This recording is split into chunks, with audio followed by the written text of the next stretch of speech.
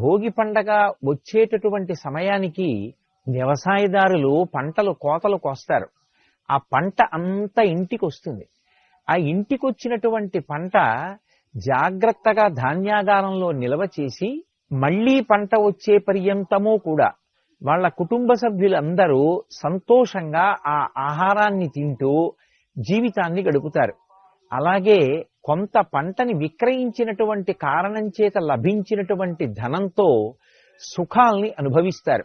అందుకే భోగి పండగ అని పిలవడానికి కారణం ఏమిటి అంటే, మనిషి బాహ్యమునందు సుఖపడడానికి కావలసినటువంటి ధాన్యం అంతా కూడా వచ్చేటటువంటి కాలం.